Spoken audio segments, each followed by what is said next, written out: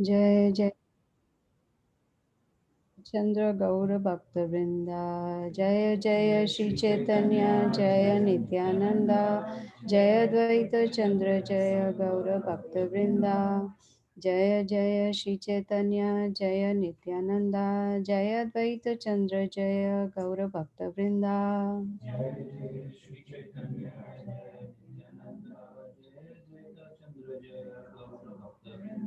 जय जय श्री चैतन्य जय नित्यानंदा। जय द्वैत चंद्र जय गौर भक्त वृंदा।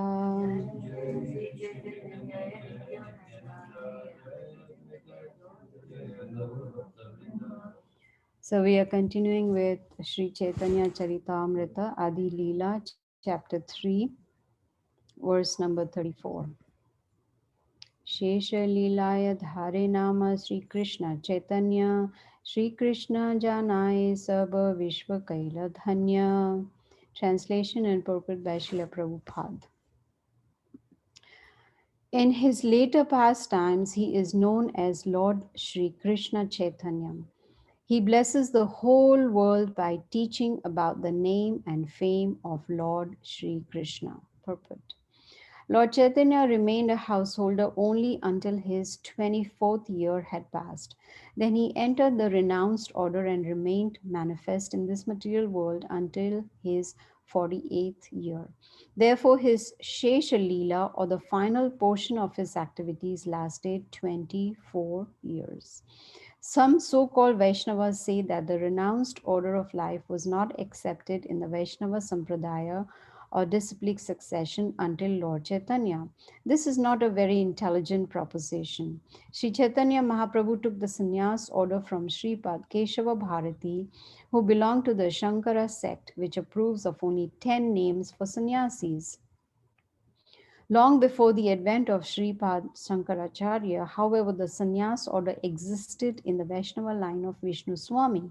In the Vishnu Swami Vaishnava Sampradaya, there are 10 different kinds of sannyas names and 108 different names for sannyasis who accept the three danda, the triple staff of sannyas. This is approved by the Vedic rules. Therefore, Vaishnava sannyas was existent even before the appearance of Shankaracharya, although those who know nothing about Vaishnava sannyas unnecessarily declare that there is no sannyas in the Vaishnava Sampradaya. During the time of Lord Chaitanya, the influence of Shankaracharya in society was very strong. People thought that one could accept sannyas only in the disciplic succession of Shankaracharya. Lord Chaitanya could have performed his missionary activities as a householder, but he found householder life an obstruction to his mission. Therefore, he decided to accept the renounced order sannyas. Since his acceptance of sannyas was also designed to attract public attention, Lord Chaitanya, not wishing to disturb the social convention, took the renounced order of life from a sannyasi in the disciplic succession of Shankaracharya, although sannyas was also sanctioned in the Vaishnava Sampradaya. In the Shankara Sampradaya, there are 10 different names awarded to sannyasis: Tirtha, Ashrama, Vana, Aranya, Giri, Parvata, Sagara, Saraswati, Bharati, and Puri. Before one enters sannyas, he has one of the various names for a brahmachari, the assistant to a sannyasi. Sannyasis with the titles Tirtha and Ashrama generally stay at Dwarka, and their brahmachari name is Swarupa. Those known by the names Vana and Aranya stay at Purushottama or Jagannath Puri, and their brahmachari name is Prakash. Those with the names Giri, Parvata, and Sagara generally stay at Badrikashrama, and the brahmachari name is Ananda. Those with the titles Saraswati, Bharati, and Puri usually live at Sringeri in South India, and their brahmachari name is Chaitanya. Sripad Shankaracharya established four monasteries in India in the four directions north, south, east, and west, and he entrusted them to four sannyasis who were his disciples. Now, there are hundreds of branch monasteries under these four principal monasteries, and although there is an official symmetry among them, there are many differences in their dealings. The four different sects of these monasteries are known as Anandavar, Bhogavar, Kitavar and Bhumivar, and in course of time they have developed different ideas and different slogans. According to the regulation of the disciplic succession, one who wishes to enter the renounced order in Shankara's sect must first be trained as a brahmachari under a bona fide sannyasi. The brahmachari's name is ascertained according to the group to which the sannyasis belongs. Lord Chaitanya accepted sannyas from Keshava Bharati. When he first approached Keshava Bharati, he was accepted as a brahmachari with the name Sri Krishna Chaitanya Brahmachari. After he took sannyas, he preferred to keep the name Krishna Chaitanya. The great authorities in the disciplic succession had not offered to explain why Lord Chaitanya refused to take the name Bharati after he took sannyas from a Bharati until Srila Bhakti Siddhanta Saraswati Goswami Maharaj volunteered the explanation that because a sannyasi in the Shankara Sampradaya thinks that he has become the supreme Lord Chaitanya, wanting to avoid such a misconception, kept the name Sri Krishna Chaitanya, placing himself as an eternal servitor. A brahmachari is supposed to serve the spiritual master, therefore, he did not negate that relationship of servitude to his spiritual master. Accepting such a position is favorable for the relationship between the disciple and the spiritual master. The authentic biographies also mention that Lord Chaitanya accepted the danda or rod and begging pot, symbolic of the sannyas order at the time he took sannyas. Om Jnana Timirandasya Jnananjana Shalakaya Chakshur Unmilitam Yena Tasmai Shri Gurave Namaha. So welcome all of you after I think almost a month. So we can see from this verse and the purport, it is what a blessing that Lord Chaitanya Mahaprabhu, he came in Kali Yuga to help us, to show us and also to teach us the importance of bhakti to Lord Sri Krishna. He is Lord Krishna himself, but he came down as a devotee to help us and to guide us. Now we see from this verse and purport that Lord Chaitanya Mahaprabhu was on this planet for 48 years. He married early and he took sannyas when he was only 24 years old. What does Prabhupada say about sannyas in Kali Yuga? When should we take sannyas in Kali Yuga? 50 years? 75 years? He says no sannyas is necessary in Kali Yuga. It's only some pure devotees who have been sent by, Krishna to continue Chaitanya Mahaprabhu's mission, they take sannyas. So, but Lord Chaitanya Mahaprabhu, he took sannyas from Keshava Bharati, and this particular verse is talking about the final portion of his life, that is the final 24 years. Now, important point is, if in Kali Yuga sannyas is not recommended, why did Chaitanya Mahaprabhu take sannyas? In the purport, Srila Prabhupada says, because Grihastha life was an obstruction in his mission. Do we find Grihastha life an obstruction? Right? There are so many things. I see some heads nodding. Right? There's so much we want to do. Like, we want to worship the deities, we want to go to Vrindavan, we want to do so many, spiritual activities, but sometimes Grihastha life becomes an obstruction. But his Chaitanya Mahaprabhu's mission was to spread Krishna Prema. So Srila Prabhupada says, in Kali Yuga, there is no need to take sannyas. But it is important, not just, he's not talking about bodily sannyas, right? He's saying at least with consciousness we should be detached, right? We should be in the sannyas order at least with our consciousness, right? So it is not that, we are in Grihastha life and we are so much attached to the family and the friends and the society and everything, so attached that Krishna consciousness takes a back seat. That should not be the case. So here, Prabhupada is not talking about bodily renunciation, but consciousness. So we need to be detached. Now, if we are not detached in Grihastha life, then what happens? We get stuck. Yes, it's echoing from over there. Yes, it's like no, but the thing is, this is stressing the point. You heard it once, hear it again. Right? The echo is there, hear it again. You want me to So completely that close this?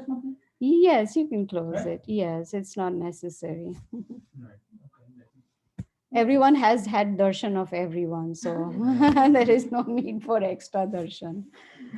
So, talking about sannyas, if we do not take grahastha life seriously, if we don't become grahasthas and become grihamedhis, which means we are living a, married life or a grahastha life with lot of attachment.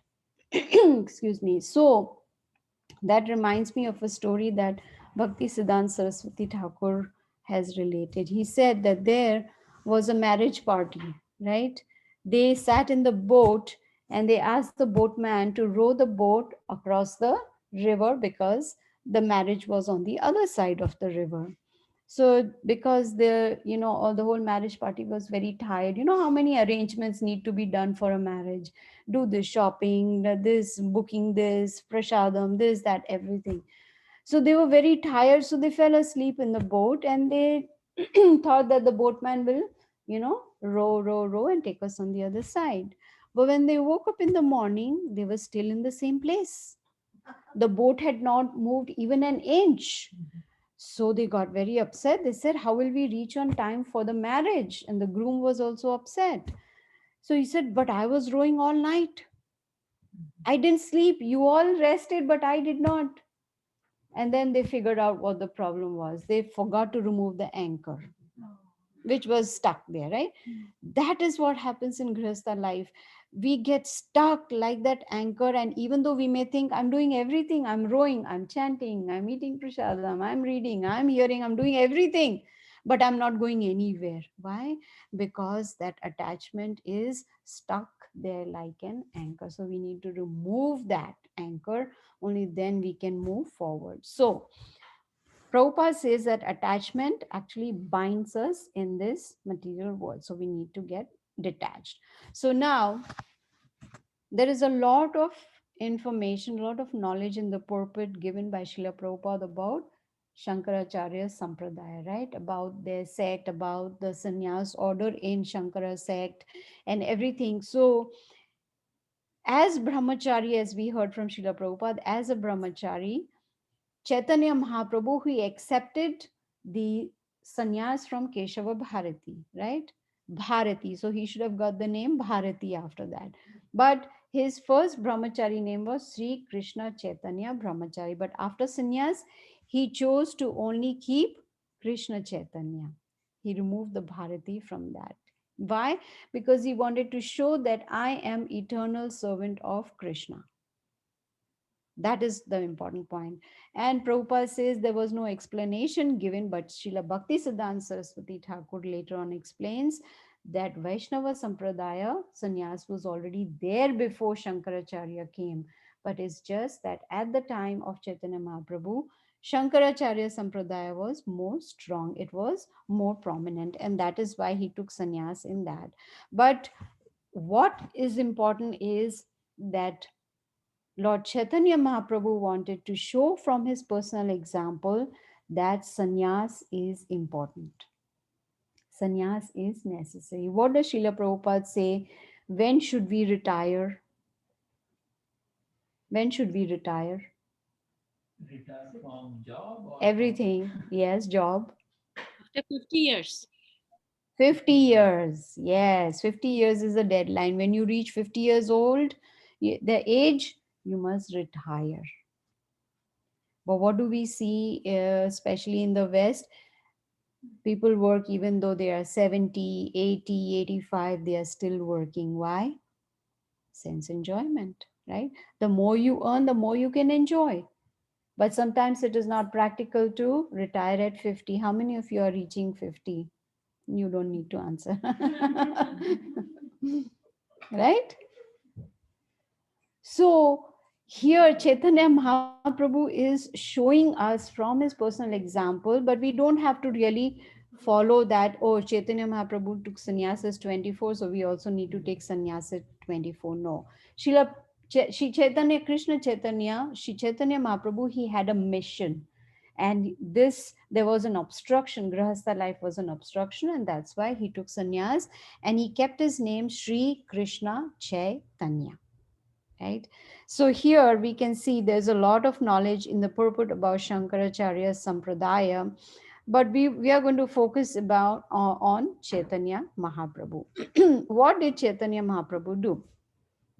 He took sannyas so that he does not disturb the social convention that was prevalent there.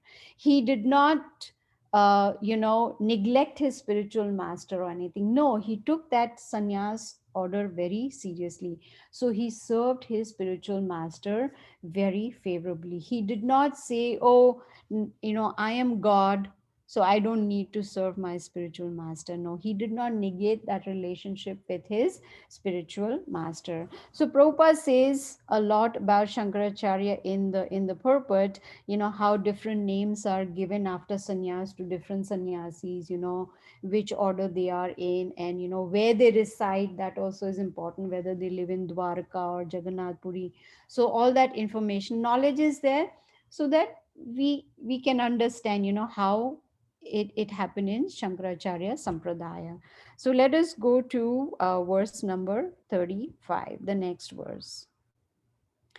Tandra Yugavatara Jani Garga Mahashaya Krishnera Nama Karane Kariyachi Nirnaya. Translation by Srila Prabhupada.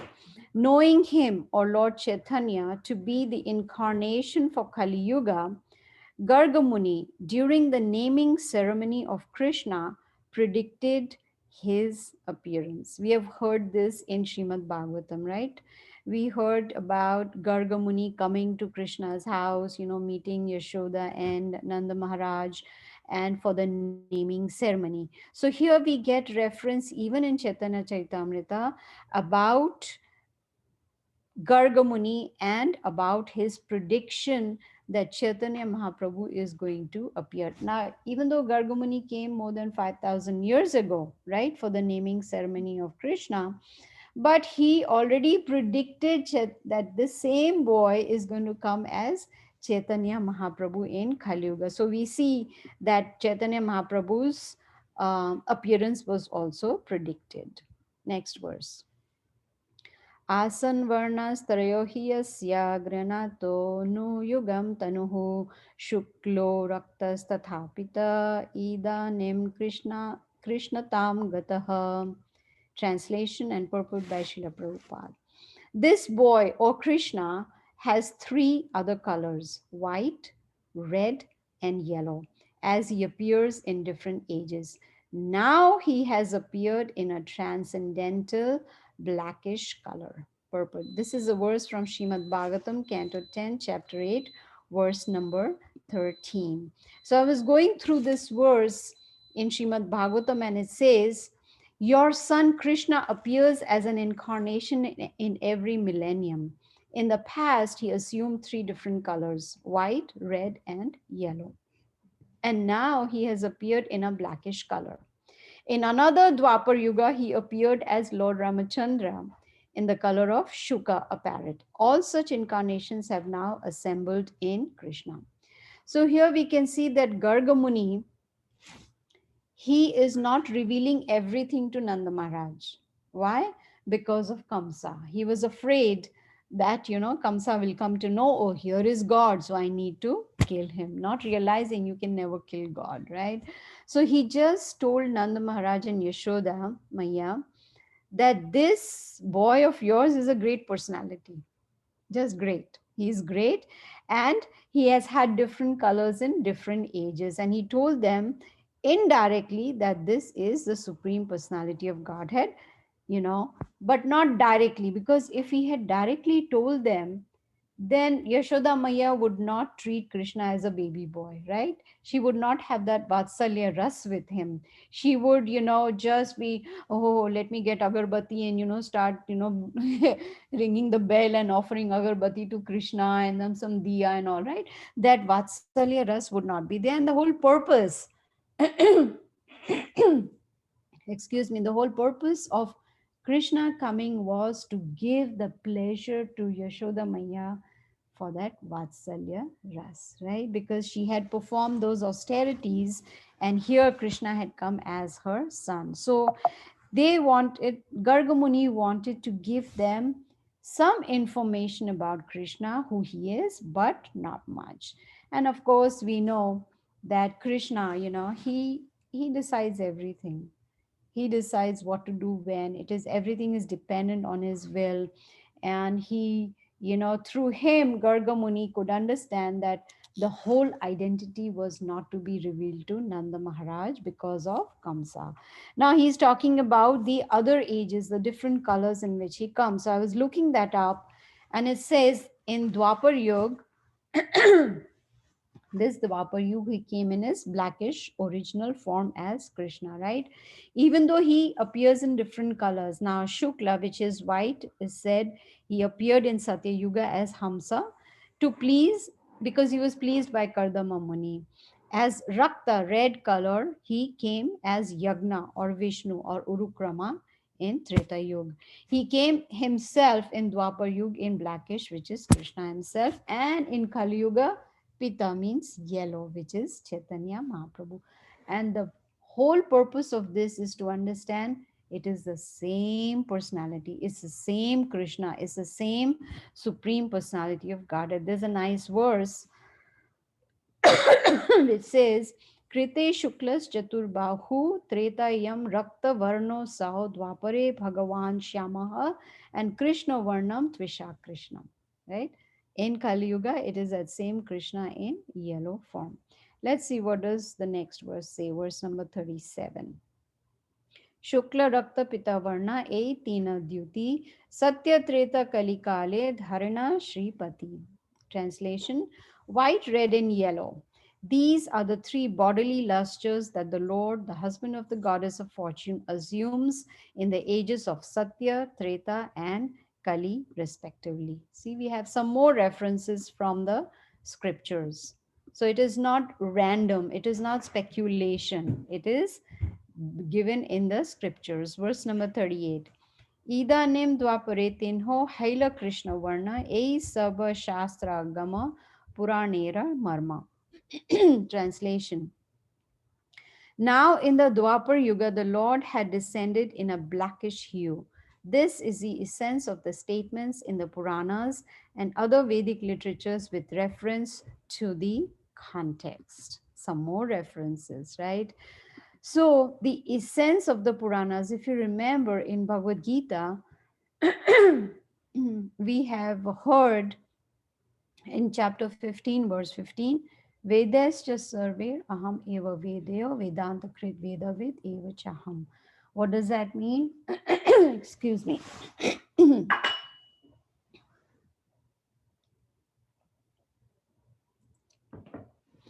Krishna tells Arjuna in the Bhagavad Gita that I am the compiler of the Vedas and I am to be known from the Vedas. So the essence of all the Vedas, the Puranas and all is to understand Krishna, but to understand in reference to context. Not just pick up one verse from the Bhagavad Gita and think that is all in all. No, we need to understand what Krishna is saying before that verse and after that verse. So we need to understand with reference to context. If we are unable to understand, what should we do? What do you think we should do if we are unable to understand? Does that happen? If spiritual master is not around, what do we do? Siksha Guru. If Siksha Guru is not there, what do we do? Senior devotees, yes. Yes, we should inquire if we don't understand. It's not that, oh, I didn't understand, let me go to the next verse. No, we need to understand each and every verse. That's why it's important to read every day. So many references are provided so that, we do not get cheated. Like if someone comes around and says, I am God, what do you say? Show me your universal form. Simple, right? Show me the Srivatsa mark. Show me the Kaustuba jewel. Show me. You're God, then show me. So the scriptures are there so that we can try and understand. And if we are not able to understand, then also we should verify with Guru, Sadhu, and Shastra. Let's do the last verse for today, number 39. द्वापरे भगवान श्यामः पीतवासनियायुधः श्रीवत्साद्भिरङ्कैश्च लक्षणैरुपलक्षितः. Translation and purport by Srila Prabhupada. In the Dwapar Yuga, the personality of Godhead appears in a blackish hue. He is dressed in yellow, he holds his own weapons, and he is decorated with the Kaustuba jewel and marks of Srivatsa. This is how his symptoms are described. Purport. This is a verse from Srimad Bhagavatam, Canto 11, Chapter 5, verse 27, spoken by Saint Karbhajan, one of the nine royal mystics who explained to King Nimi the different features of the Lord in different ages. So I was going through this verse in Srimad Bhagavatam, and it says the same thing. In Dwapar Yuga, the Supreme Personality of Godhead appears with a dark blue complexion, wearing yellow garments. The Lord's transcendental body is marked in this incarnation with Srivatsa and other distinctive ornaments, and he manifests his personal weapons. See, why is this knowledge given to us?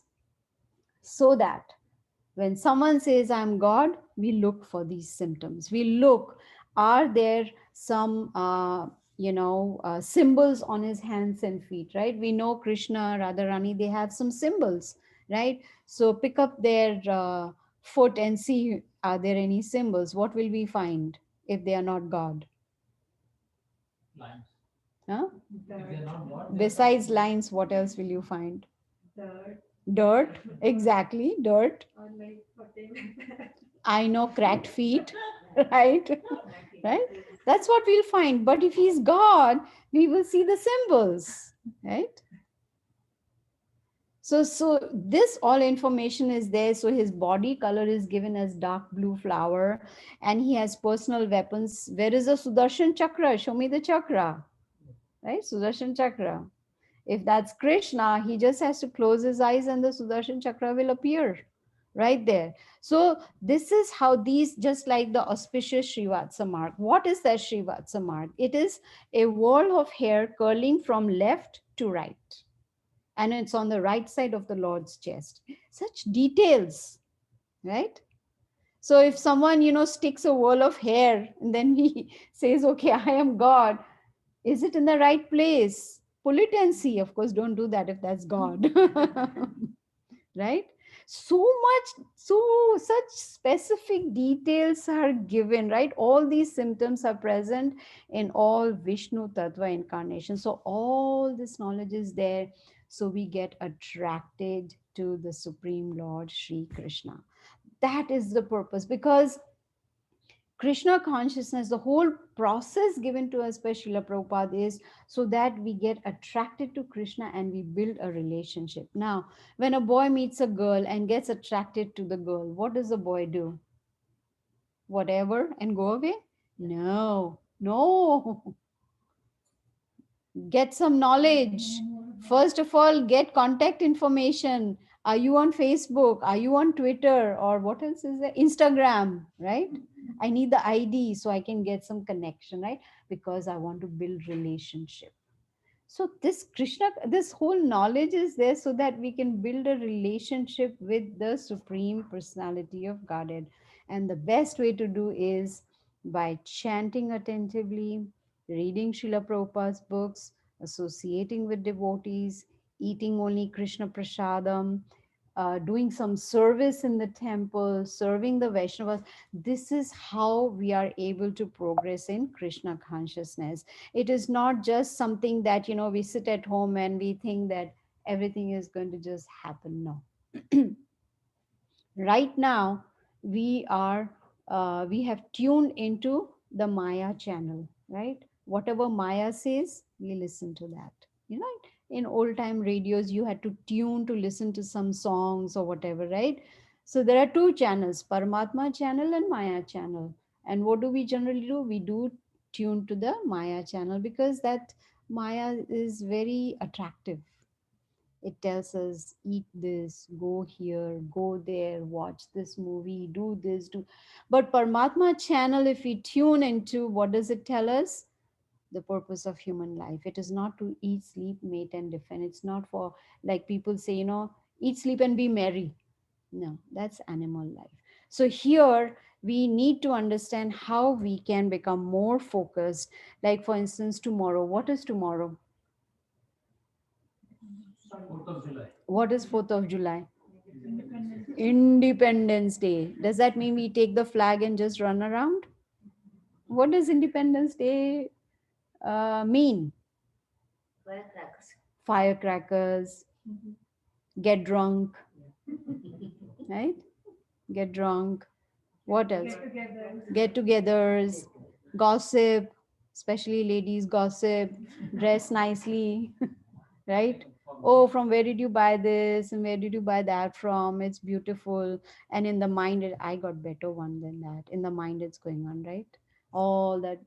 4th of July, Independence Day means we become independent and we get independence from lust, anger, greed, pride, envy. That is the important point of Independence Day, right?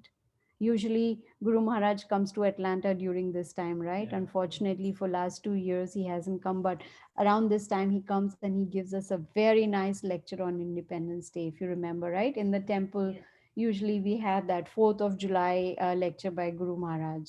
So if we really want independence from all these anarthas, then what is our action plan, right? Just like I say, I want to become a millionaire and I just sit tight. Will I become millionaire? No. What is action plan? What do I need to do? Do I need to invest somewhere? Do I need to do some business? What do I need to do to become a millionaire? There has to be an action plan. Similarly, in Krishna consciousness, there has to be an action plan. Tomorrow is, besides Independence Day, is also a very auspicious day, and that is the disappearance day of Srivas Thakur, who came 540 years ago when Chaitanya Mahaprabhu came in Kali Yuga, right? Who is Srivas Thakur? He is Narad Muni, right? How did Narad Muni become Narad Muni? Very simple. He just served the Vaishnavas, he heard from them, and he ate prasadam from them. That's all. And he became Narad Muni. So we can meditate on Narad Muni tomorrow, his disappearance day as Srivas Thakur, and beg him for mercy. So I'm going to end here today with verse number 39.